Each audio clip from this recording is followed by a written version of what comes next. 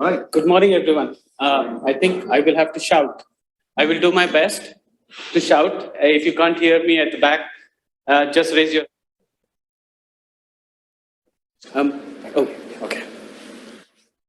So as Ken said, my name is Amir Inamdar. And as way of introduction, I am a psychiatrist and a physician by training.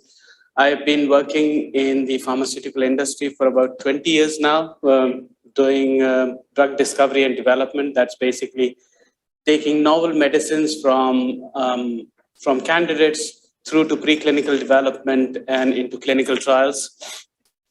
In case you're wondering what a chief medical officer does in a pharmaceutical company, my job in Cybin is to do exactly what I've been doing, which is taking medicines, novel medicines, candidates into clinical development and progressing them into drugs that can be registered and prescribed. Cybin is a small company. It's a small company focusing entirely on psychedelics. And the mission is to bring novel psychedelic medications into the clinic so that it can benefit people who need them most. Here are my disclosures. In addition to Cybin, I do hold shares in other pharmaceutical companies. Today, what I'll try to do is divide my talk in 4 different sections. I'll first talk about what therapeutics are, what medicines are, and why we need to develop psychedelics as therapeutics. I'll take you through the process of drug development. What does it actually take to bring a novel molecule into the clinic from when it is first identified? How do you identify them and take them through the process of development? What would it mean for a psychedelic? Does this process of drug development actually change for a psychedelic? I'll spend a bit more time on that, and then we'll try and touch on some of the methodological issues with psychedelics and see what next steps are. I'll try to leave some time for questions. Hopefully we'll have some time for questions. If not, try and catch me during the breaks. So as you know, psychedelic drugs are illegal. They are on Schedule 1 of the drug, according to the drugs regulation. This Schedule 1 basically means these drugs are considered to be of high risk of abuse or misuse or a high risk of harm. They are considered not to have any medical value, which basically means even if we think that these drugs may be useful for people with the mental health conditions, a healthcare practitioner, doctor cannot really prescribe them to patients. If you want to do research, you need a license from the Home Office for a controlled substance. And that is not an easy process. It takes a long time. Just the processing of the application takes about 16 weeks. It involves a lot of paperwork, is expensive, and generally cumbersome. If you then want to do research, you will need, as you know, approval from ethics committees in institutions. And often people or researchers end up in situations where the ethics committee will not accept your application unless you have a Home Office approval or a Schedule 1 license. And the Home Office will not accept your application if the ethics committee has not approved the study. So it's a typical catch-22 situation there. Now, if you want to do clinical trials internationally, and you want to import substances or import medications, drugs across borders, it's an even more tedious process. You need import-export licenses, which are expensive, which involve, again, a lot of legal paperwork. And these are time-limited. So it's often an absolute waste of time, which is very nicely captured in the statement there from one of the researchers who said that even after everything was in place, it probably would take them up to 2 years to start a clinical trial. So I'm not going to talk about descheduling or rescheduling of psychedelic drugs. I think that's a topic slightly different for a different time. But what I'd like to speak about is how, by developing psychedelics as therapeutics, as medications that are approved, it could be one way of moving from that problem and making these drugs available to people who need them most. So what's a therapeutic? Simply put, a therapeutic is anything that benefits is a therapy, is a medicine. And these medicines or drugs, before they can be actually marketed or prescribed as therapeutics, they need to go through a rigorous process of testing, and they go through a process which ends up in what is called in the US a new drug application, or the NDA. In Europe and in UK, it's called as a marketing authorization application. And that application is based on a number of studies. And the intention of the study is simple. Primarily, these studies seek to establish whether the drug that you are wanting approval for, whether it is safe. Safety in clinical trials is the fundamental objective of any research program. The second thing that they focus on is, are the claims about efficacy that are being made for this drug, are they valid? Are they based on data? Are they supported by the research that you've done? And do the benefits outweigh the risk? Now, there is always an element of risk with any medication, with any drug. Even paracetamol has a risk. Aspirin has a risk of bleeding. But what we do in drug discovery and what is important for medications is that the benefit from that drug should always outweigh the risk. And that is a fundamental thing that regulators will look at when they assess your application for a new drug. Part of the process also involves looking at the claims you've made on a label. You say this drug is effective in treating schizophrenia. Have you submitted enough data to justify those claims? Then the final important step is looking at the process of manufacturing and control that you have employed. Does that ensure quality, purity, and potency of the drug as you claim it has? And once the drug has gone through this process of preclinical and clinical development and is approved as a new drug, only then it can be prescribed to people who need it most. So what does this process of drug development and discovery entail? Now, fundamental to this process of drug development is the concept of Lockin that was proposed by Emil Fischer in 1890.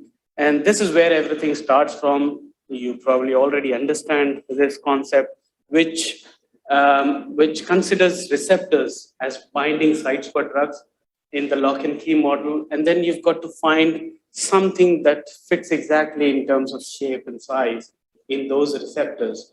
And once this combination occurs, it starts a downstream process which can either amplify what happens downstream, it can either inhibit that process, or it can deactivate. And that's where all drug discovery starts from identifying a site where the drug can act.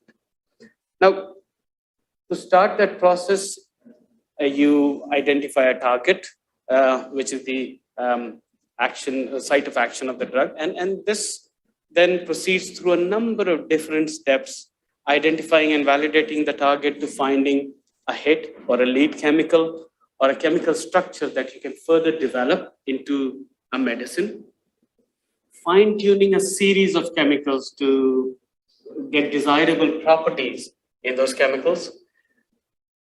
Once you fine-tune this and optimize this lead, then starts the process of establishing safety first in non-clinical setting, in animals. You establish safety and pharmacology. Only then can you move into clinical studies in humans. So starting with the first step, which is target ID and validation, we always and only develop drugs for an unmet need. So we don't develop medications where problems don't exist. So you have to have an identifiable disease, you have an unmet need in the disease, and for that unmet need, you identify a target. This target is usually based on a biological rationale. You can employ things like models, like genetic models, like knockout mice, transgenic mice. You may know from biology that certain genes are upregulated or downregulated in a disease process, and therefore you identify the target where you could modify their function. These targets also have to be disease specific. You can't really have a target that actually is everywhere in the body. That is too non-specific, and you cannot really develop a drug for it. Finally, one consideration is the target druggable? What that simply means is, can you actually develop a drug for that target? Can you find a molecule that fits that receptor? If you cannot, then basically you cannot develop a chemical or a biological agent to treat that condition. So once you've identified a target and validated the target, then you need some sort of a chemical starting point with some sort of hint of activity. This is the process which is called as developing a lead. Now, nature is a very good source of leads. When organisms evolve, they develop defenses. These defenses are chemical defenses often, and these chemicals go on to become good sources of drugs. There are many examples of these, like morphine, penicillin, aspirin, which are all leads that were derived from natural sources.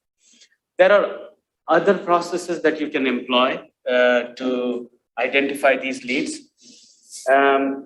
One technique that is very commonly employed in the industry is high throughput screening, where on a daily basis, thousands of compounds are screened in an automatic way in machines. And there's a process that involves looking at structure and activity relationships. We know that certain types of structures will have certain types of activities. And this process is used to generate lead molecules from which new drugs can be made. Nowadays, of course, we can use in silico screening, so virtual models in computers that can help us identify lead molecules to take through into development. And then there's this class of me too or copycat drugs. So if there's already an antidepressant, develop a new antidepressant which is similar in structure to the antidepressant, a painkiller which is similar in structure to the existing painkiller.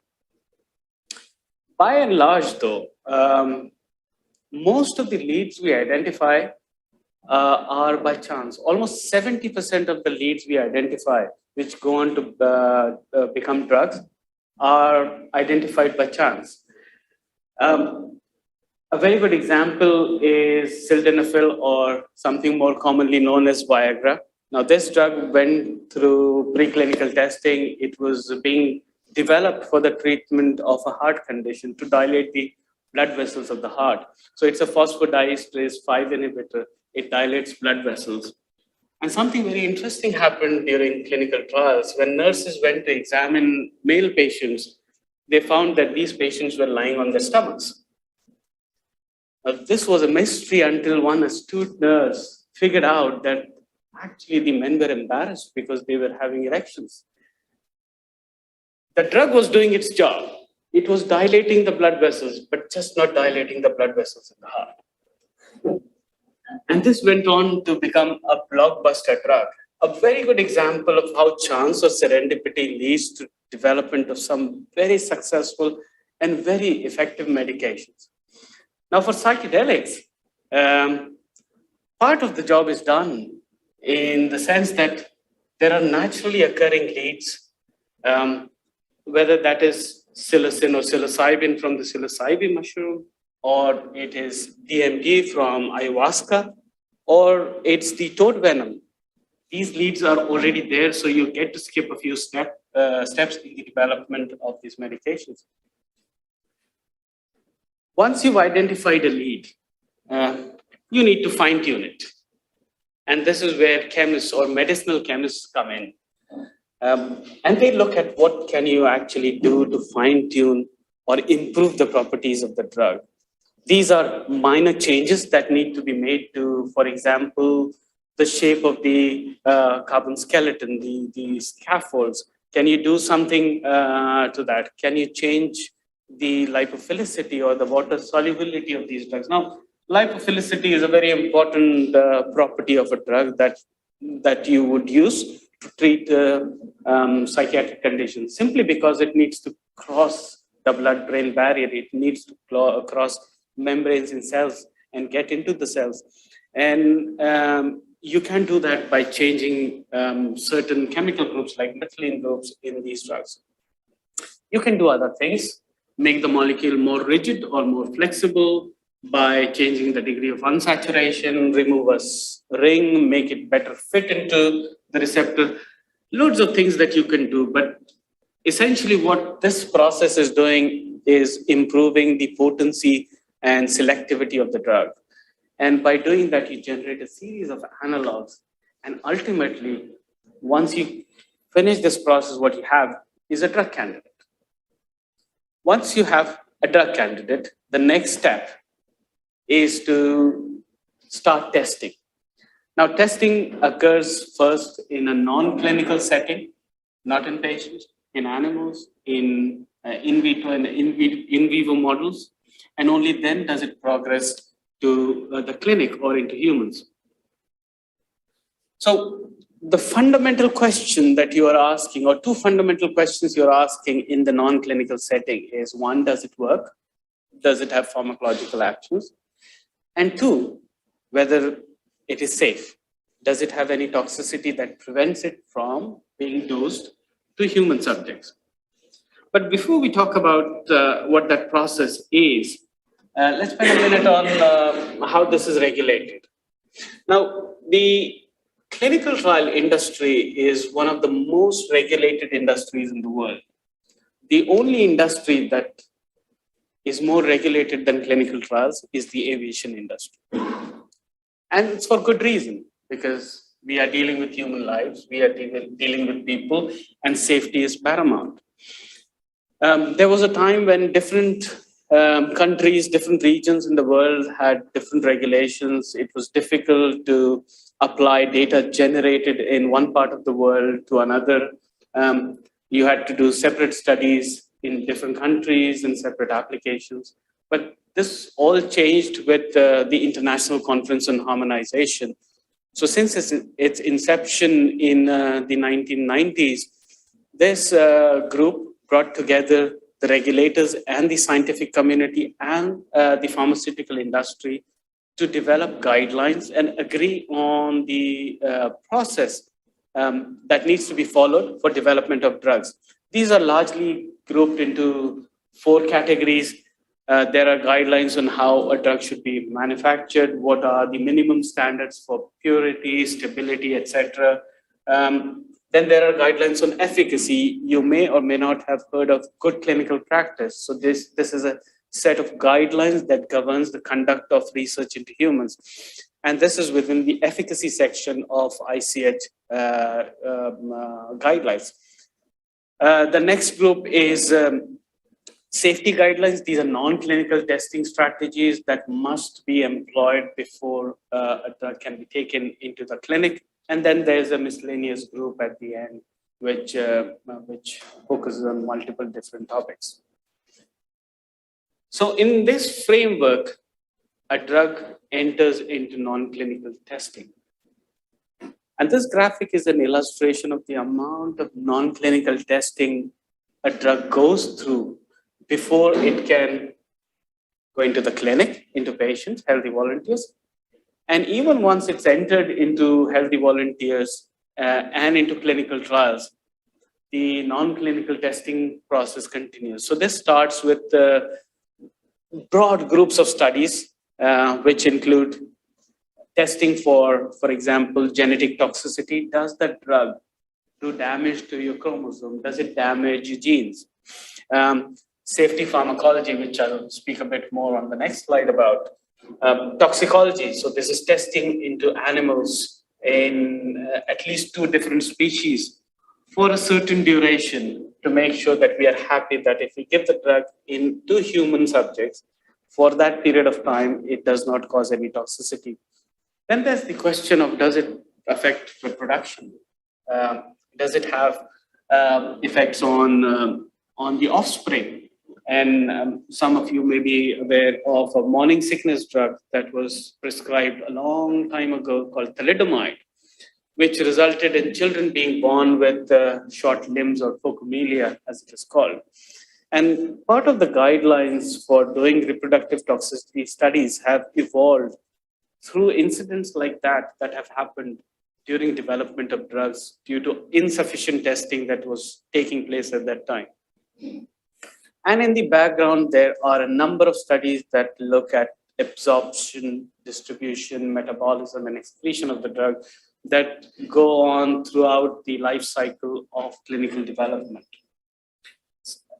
As a clinician, when I look at the non-clinical studies, I typically focus on the genetic toxicity, but also on a group of studies called as safety pharmacology studies. And these studies are designed fundamentally to look at the effects of the drug on the vital systems. This is the cardiovascular system, the central nervous system, and the respiratory system, and to make sure that there are no adverse effects that can dramatically affect somebody who's taking this drug. The other set of studies that I typically look at, and this becomes interesting when you talk about psychedelics, but for other small molecules, these studies are called toxicology studies, and these are usually done in two species. One is a rodent species, one is a non-rodent. And these involve repeated dosing of drugs to the animals for a period of time that is determined by the duration of the clinical trial that you want to do. So if you want to do a study in depression for 12 weeks, you want to test the drug in patients for 12 weeks, then you must do a study in animals for 12 weeks. So the duration of the clinical trial is what determines the duration of the non-clinical studies. And one fundamental principle that is employed more and more now in non-clinical research is the 3 Rs, where we try to reduce the use of animals. If we can do work in vitro models, we do work in vitro models. We reduce the amount of animals that are exposed to such studies. We refine our processes and we recycle what we have learned previously. Once we've done the non-clinical set of studies, it is time to enter into the clinic. And that involves a number of different studies before we are even ready to apply for approval. A typical clinical program would start with a first-in-human study. These studies are done in healthy volunteers because we do not want any other confounding factors. These are typically small studies where you give single doses of the drug in an ascending manner to healthy volunteers.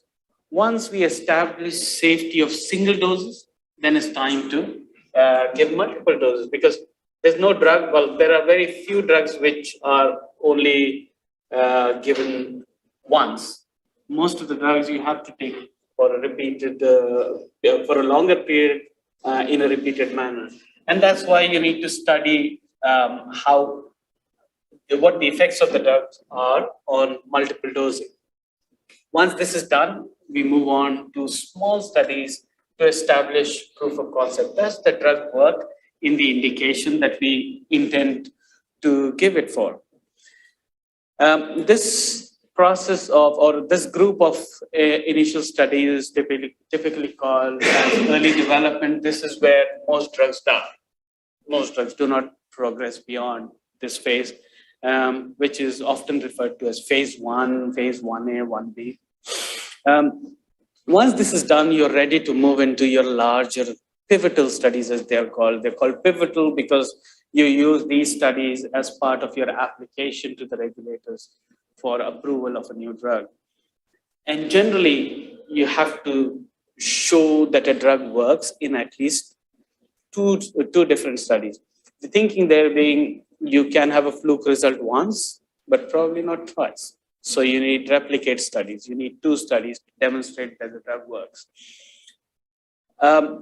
most of our drugs in CNS, in mental health, they need to be taken for a long or an extended period of time. And one needs to show that when they are taken for a long period of time, people don't relapse during their treatment. And these are long relapse or relapse prevention or maintenance studies that one needs to do. As you will see there, long-term safety. Safety will be everywhere in drug development. And as we keep reminding our colleagues and students every time that the first point of focus in clinical trials is to understand safety. Safety comes first. Patient safety, the safety of participants is first. Only then you talk about anything else. So at the end of this process, you generate a huge amount of data. And this data has to be submitted to the regulators as part of an application. In the past, this used to be a pretty cumbersome process. There used to be different applications in different regions, in different countries. But with ICH, everything, as I said, the International Conference on Harmonization, there is a global consensus on how these data should look like, how the applications should look like, and how these should be submitted. And the common technical document is the global standard in terms of how the data from clinical trials, from all of the research and drug development should be submitted to regulators for approval. In the old days, these used to be a bunch of files and papers that were shipped in truckloads to the FDA or the EMA. Now we have something called as the ECTD, which allows us to electronically submit these documents. Essentially, at the end of the whole process, you will have tens of thousands of pages. And that is why when you submit an application to a regulator, they take time. On an average, once you submit an application to, let's say, the FDA, they will take about 6 months to a year to review and approve or reject your application. Submitting an application does not guarantee that there will be an approval. It's a process.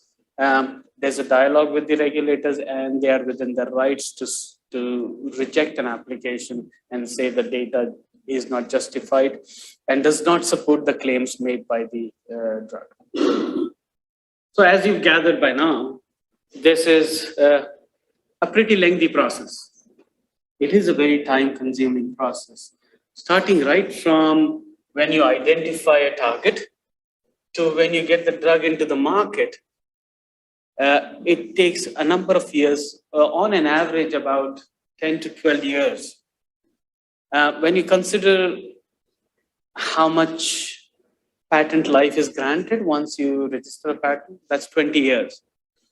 So you identify a target, you identify a lead molecule, you patent the molecule, you get 20 years to develop the drug, market the drug, and recoup the cost of development. That's why most medicines, when they come into the market, when they're new, they are expensive because of the amount of money, amount of funds that are spent in developing those drugs. Unfortunately, also, drug development is a very inefficient process. Nowhere else is such a level of inefficiency that you will see.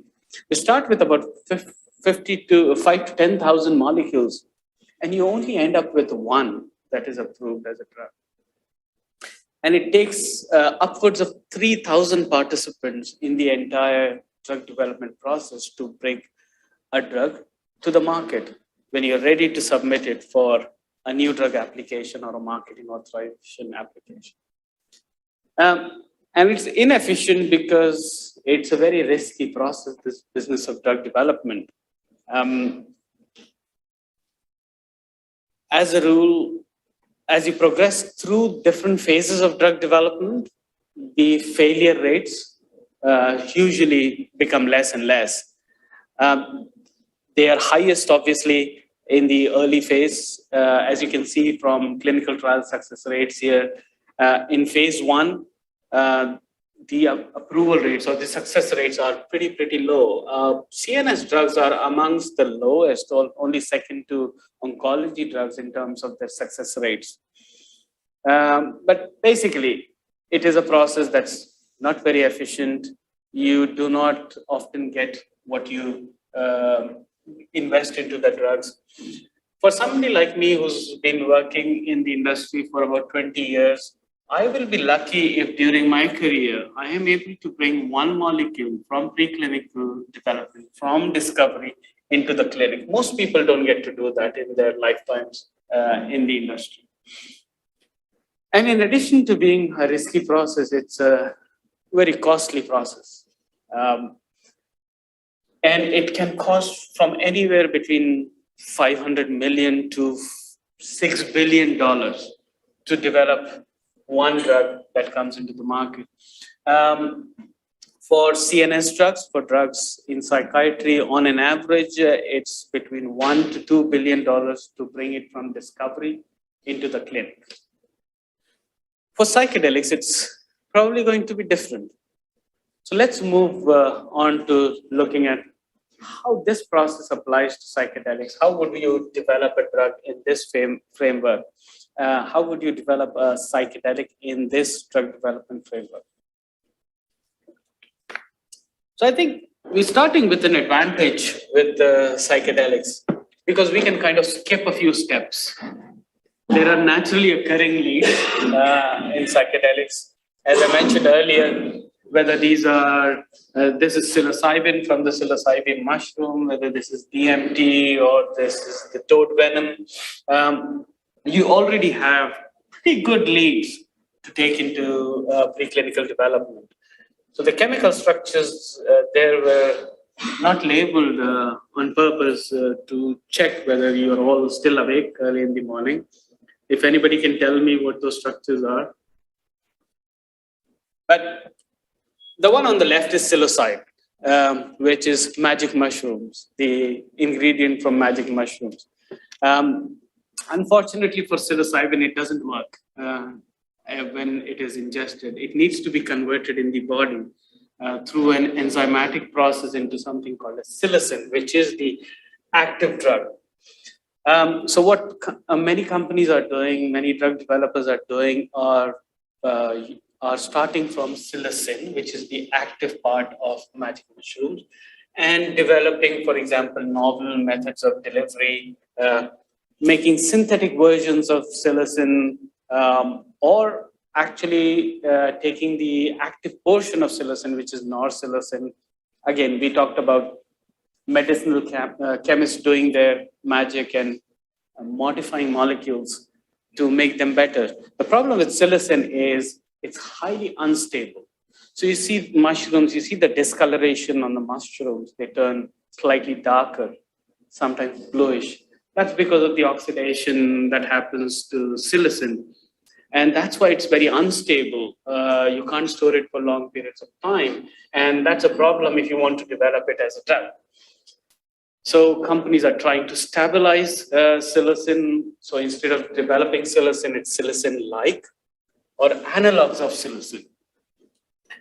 So this is one example of how naturally occurring psychedelics could help us get rid of some of the early stages and actually fast track development of psychedelic medications.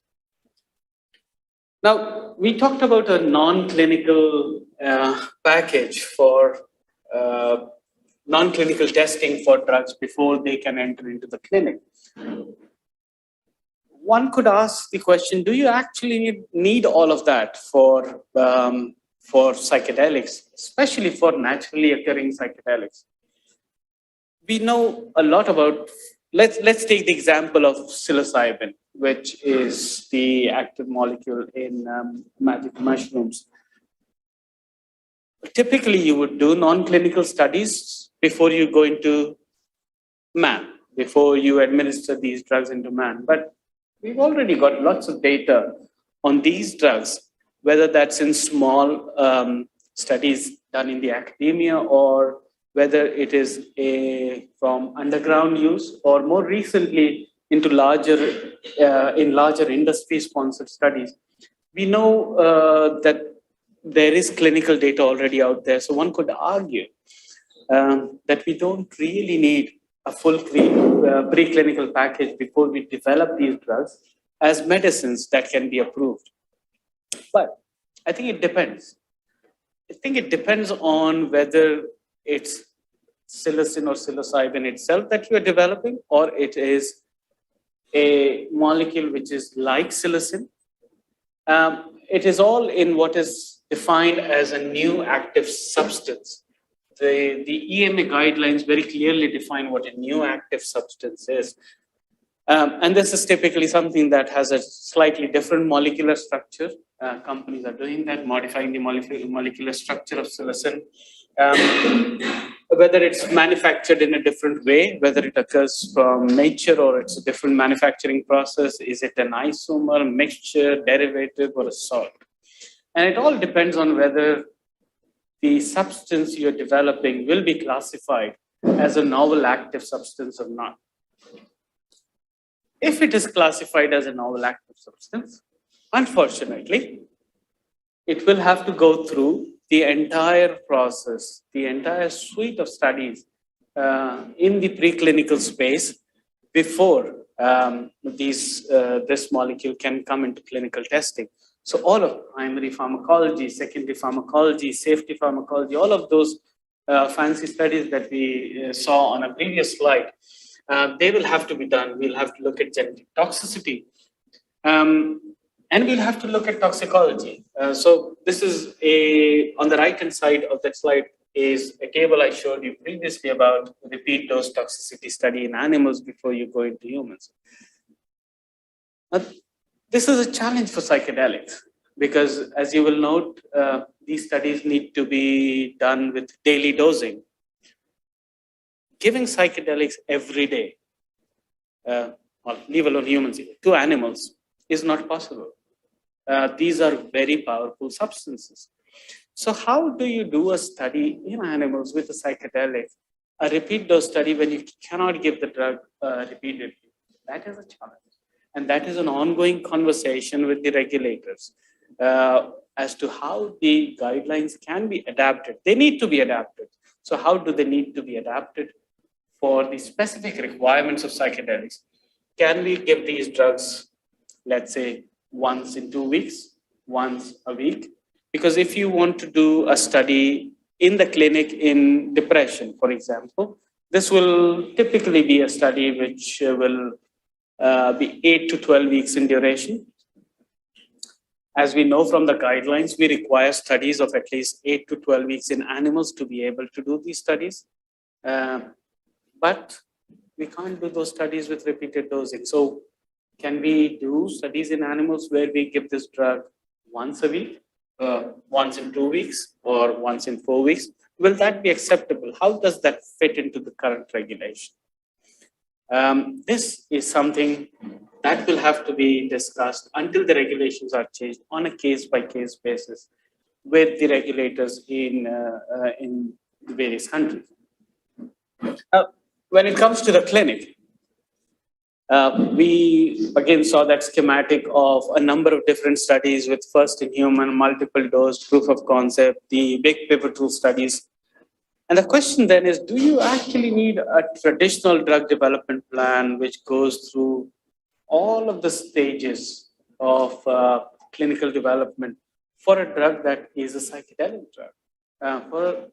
For a class of drug that we know a lot about, there is a lot of clinical information, anecdotal plus open label studies done in the academia. We know that information. Probably not. I think it depends on the question we asked earlier, whether the new psychedelic, whether it is going to be classified as a novel active substance. And if it is, then probably you will have to do the whole host of clinical studies. What would it look like for an analog of psilocybin? You probably will have to do some sort of safety testing in healthy volunteers, maybe in patients, in a small group before moving on to slightly larger studies in hundreds of subjects, but eventually you will have to do a full phase 3 drug development program before these drugs can be approved as part of a new drug application. But doing these clinical trials is not straightforward. There are challenges. There are substantial challenges that one faces in psychiatry in general, in clinical trials in psychiatry in general. One of the fundamental problems in psychiatry is, unlike, let's say, a clinical trial in diabetes, where you can measure the blood sugar level, and the person in whom you're measuring the blood sugar does not have any influence over the blood sugar level. Or blood pressure, for example, if you're measuring blood pressure for somebody, they typically do not have control over what their blood pressure is. This is different in psychiatry because all the assessments in psychiatry are subjective. So you ask people how you are feeling, and it is a subjective report. So how you measure efficacy or improvement in studies, in psychiatry studies, is you use rating scales. For depression, you use something like the Hamilton Depression Rating Scale, where you ask them a series of questions and they give you answers, which is based on very subjective reports, which basically means it will differ from person to person. And therefore, because it is subjective, that assessment is prone to a lot of biases. Biases not only by the person who's reporting, but also by the person, biases on part of the person who's actually listening to the patients and recording their responses to a rating scale, for example, in depression. And this becomes a big problem with psychedelics because one way you address the bias in psychiatry trials, in mental health trials, is by blinding. So the gold standard design in clinical trials is something called as a randomized double-blind placebo-controlled study. What that means is you randomly assign people to receive either the placebo, which is an inactive drug, or the active drug. The placebo controls some of the expectancy bias. There can be other controls as well.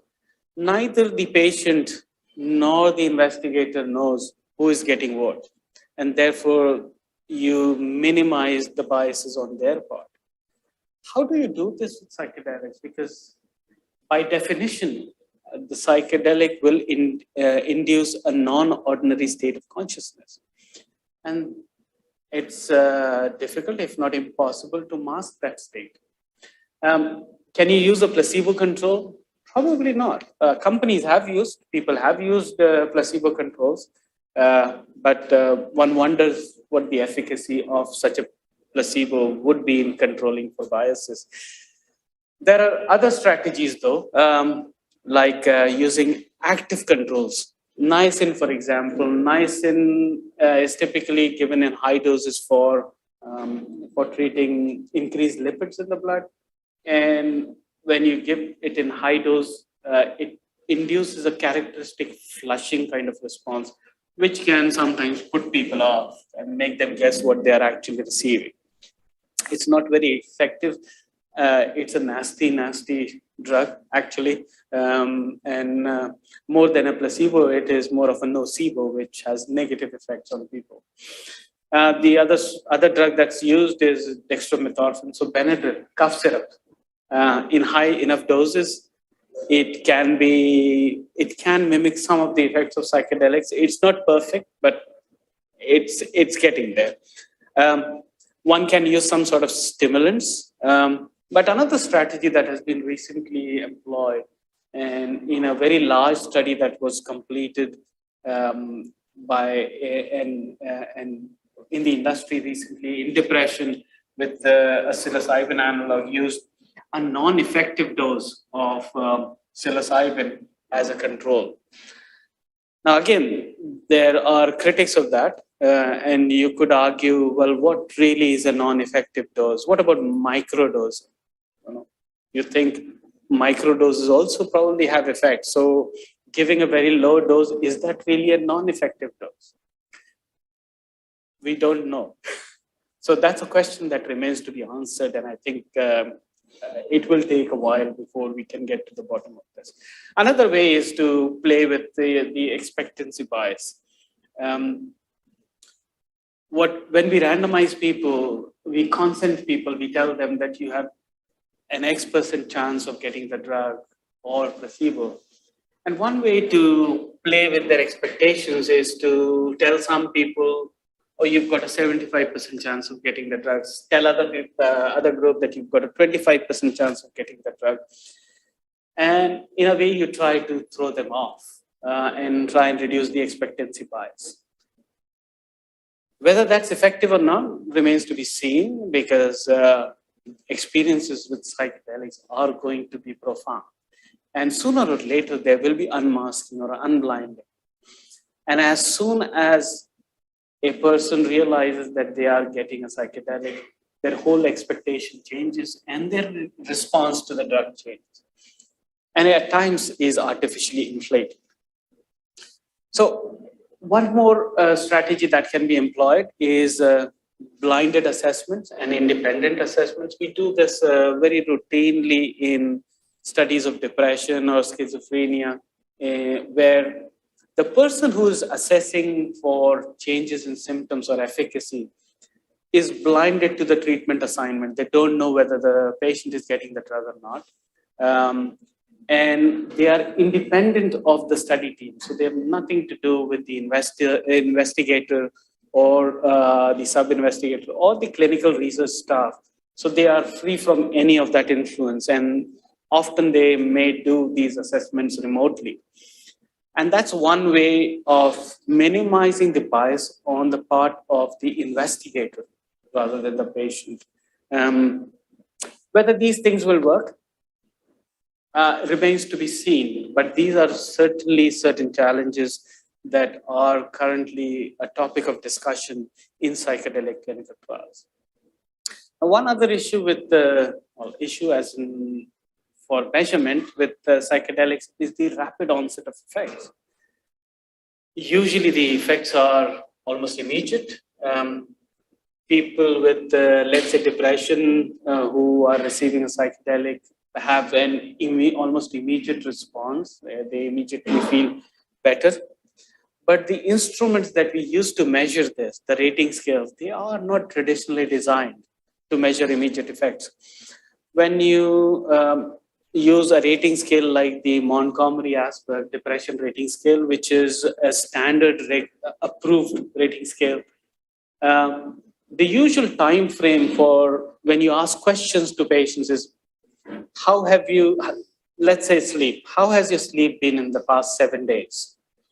So you typically ask about 7 days, but really what you want to assess is the rapid onset of those effects in the past hour, in the past few hours. And these instruments are not designed to measure changes over a very short period of time and therefore require adaptation. Any adaptation that you make to a psychometric assessment changes the psychometric properties of the instrument and requires a whole process of validation all over again. Then there's the treatment paradigm, right? Do we give the psychedelic treatments as standalone treatments? Or let's say somebody is having depression and they would more likely than not be on an SSRI, a selective serotonin reuptake inhibitor, or any other antidepressant. Do you stop the drug? Do you stop their ongoing treatment to give them a psychedelic medication? There are some concerns about whether an SSRI could blunt the psychedelic response. It remains to be seen. There are data both for and against this concept. So this is something that will have to eventually be clarified. And that depends also on how psychedelics will be employed as treatments. Would they be one and done, as in one treatment and then people are cured and they don't need to take any more treatments? Or will it be, let's say, every 3 months, every 6 months, every year? And if you can maintain somebody's depression in remission for 3 months, do they actually need an antidepressant during that time? That remains to be seen. That is something that has not been studied in clinical trials.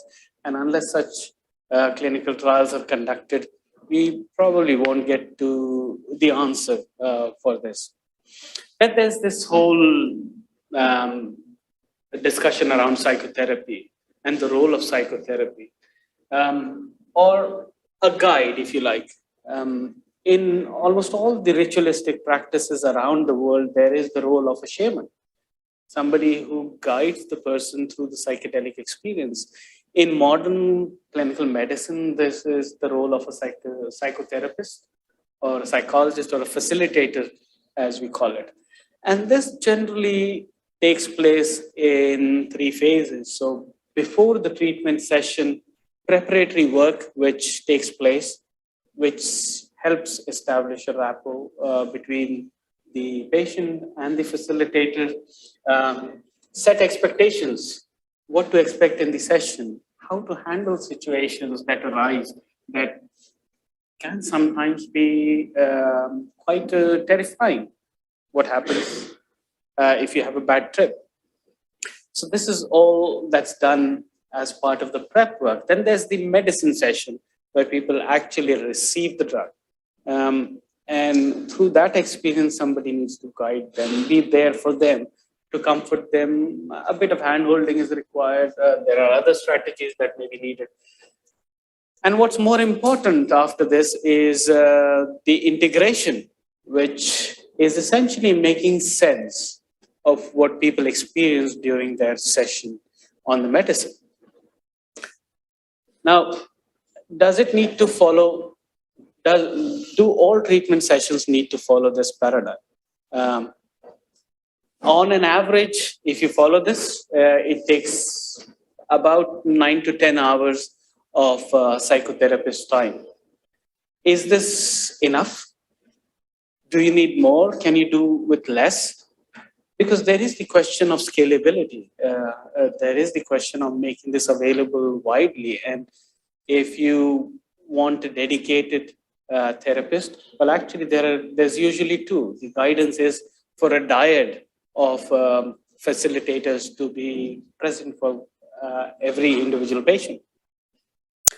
So how does that impact the resources, and whether that can be scaled to larger groups and made available to people more widely? And that depends on how much you do this. Then there's this whole question of set and setting in psychedelic treatment.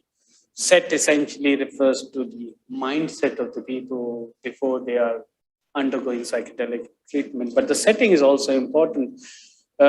You can't be tripping in an airport or in a doctor's waiting room. It has to be a certain environment. And that environment is designed with one fundamental concept, which is to direct a person's attention internally.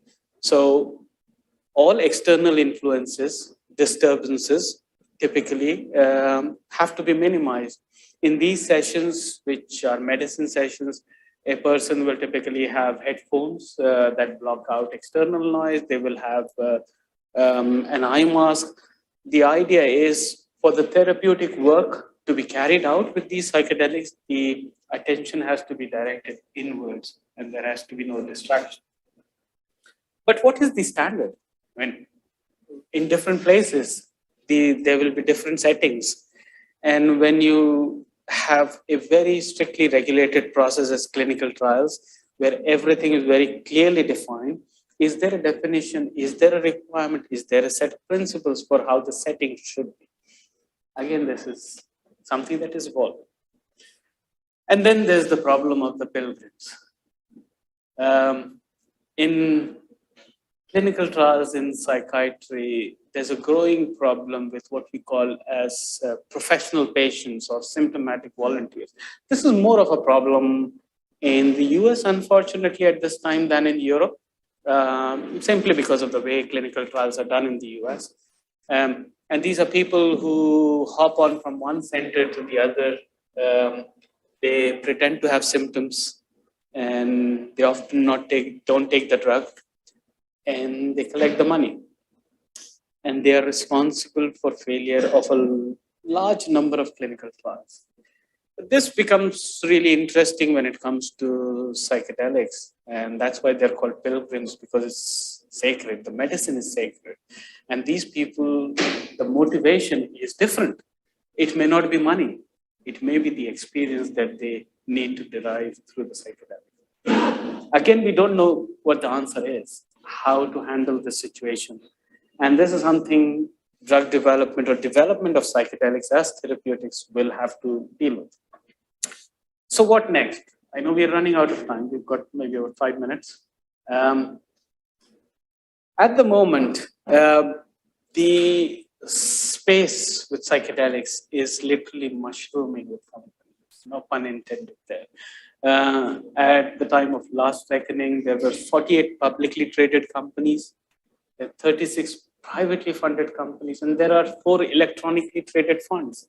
That's quite a lot in such a small space. What will happen over the next few years, what we think is probably some sort of a consolidation there. There's no money in the market, so some companies will automatically die because they don't have any funds to conduct research. Some large companies might, some small companies may join up to form larger companies. But this is an evolving scenario. What will have to be defined and is a need for the future of developing psychedelics is how these treatments will be scaled, how these treatments will be made available to the wider masses and not the select few, not the wealthy, not just the people who can afford to go to the psychedelic retreats, but people who are genuinely suffering from mental problems and in whom these treatments can result in dramatic improvements. If you think of the amount of psychotherapy required, 10 hours, the current wait time in the NHS for CBT is roughly about 6 months. So how are you going to prescribe a treatment to somebody when the treatment requires a psychotherapist to give you 10 hours spread over a period of few weeks? So this is something which is actively being discussed and will require a resolution if these treatments are to be scaled. We want insurers, at least in the US, to pay for these treatments. At the moment, psychotherapy is not reimbursed. Only treatment is reimbursed, psychotherapy isn't. But whatever happens, I think we are probably at a stage where there's no looking back. Psychedelics are here to stay. And I say this having been in the industry for over 2 decades. I'm more excited than I've ever been in developing drugs. Partly because I'm a psychiatrist, I've been in the clinic and I've seen these patients and I've seen the suffering. And I think psychedelics can result in changes that we have not seen before with any medications in psychiatry. So whatever happens, there will be a fundamental shift and things will change. And then there is no looking back with psychedelics. And that's my last slide. I think I have 5 minutes for questions. I did that well.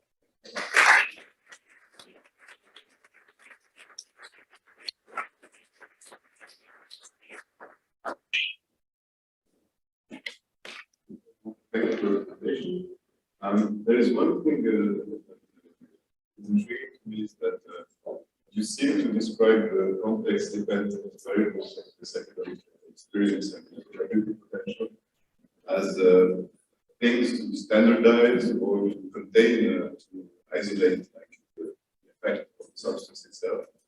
But clinical experience, and especially in Switzerland, where psychedelic therapy is somewhat kind of shows that psychedelic experience is the context more than it is the substance. And so I was wondering like how, with such a methodological process, how can we determine if what we get as data is not actually saying more about the method and the context in which it is done rather than for the substance itself? And if that doesn't raise concerns about, about like, let's say, the validity of the knowledge that we get from that. And I'll add just a little thing. There is also, we know that psychedelic experience is highly mediated by therapeutic relationship, for example. And setting, I get that the more you cut external stimuli, the more you can standardize the thing, but there's also nothing in the literature that says that this actually helps significant positive impact as opposed to having a mixed stimuli, let's say, and having a constant guide that can navigate that. So I was just wondering there about the scientific relevance of the data that you get regarding the particular nature of the psychedelic experience compared to others. Yeah, so very interesting question or set of questions. I think many of those answers we don't know yet, simply because research hasn't been done. Is there a particular requirement for the setting? As in, does it need to be standardized? We don't know. Perhaps there will be a requirement based on, from a regulatory point of view, that there are certain minimal elements of that setting that might be required. Would you be able to separate the effects of the drug from the effects of the setting? Do you need to? As long as it is effective, maybe you don't need to separate the effects of the setting from the psychedelic effects per se. But the honest answer is we probably will find out. We don't know because those studies haven't been done. But these are certainly the right questions to ask. I suppose related to that, I was hoping to speak a bit more to the double-blind randomized control trial as the gold standard, and certainly given your work history. So there's a certain way which, as developing psychedelic drugs, it doesn't really look good for us to say, hang on, you should change the rules for our drug, it's actually special. Yeah. The thinking a bit further towards the future, like the seeds of the double-blind placebo control trial maybe in 1700s. If we are still about 500 years from now, and still developing drugs, I really think the double-blind randomized control trial is not the gold standard. Right, there will be developments, and so there will be historically contingent forces that shift our ways of thinking about evidence and data in drug development. It seems to me like psychedelics are a very good candidate for doing that, because lots of features of RCT are about obstructing discussed. You can't really do that. Yep. Is there a point, say in our lifetimes, when that is to actually be pushing the FDA or it's saying no, there should be radically different ways of thinking about it? Yeah. Excellent question. And I think I agree with you. I think the randomized double-blind placebo-controlled design is a bit overrated. If you get large effect sizes from an open label studies, does that mean, are you going to discount those results simply because it's an open label study? I mean, patients who were suffering from, let's say, PTSD for decades and their PTSD is gone, but that was done as part of an open label study. Does that mean those data are less sacred or less pure than a randomized controlled trial? And this is where I think when we talk about the paradigm shift, it's not just in the treatment of mental illnesses with psychedelics, but also in terms of how we do clinical trials with psychedelics in patients with mental illnesses. I think the way we do it will have to change simply because we cannot do it the way we used to do it. there is no way to control it with a placebo, the clinical trial. Just to build up on your point, actually, there is a precedent where double-blind randomized controlled trials don't necessarily need to be taken for a drug to get market authorization. So, since 2000, there's about 78 drugs that have gone through the process of making studies, most notably Zolgensma, which is an SMA-related drug, was actually in that went in on 16 individuals on an open-label trial design. And so, companies that are interested in developing the space should probably be taking this to the FDA and knowing that there are examples already out there and saying, why don't we try to push for more of a change rather than just designing it to the gold standard, because there is a precedent that can actually be developed as well. Yeah, you're right. With rare diseases, we often see those drugs being approved in a small number with a small number of patients in open label fashion. And there is already engagement of the regulators. As you mentioned, there companies are speaking with the FDA. I've been in meetings where we've spoken with the MHRA about doing these kind of clinical trials, and the regulators recognize that the set ideas about doing clinical trials, they will not be applicable to psychedelics, but it will take time. I don't have time for more questions.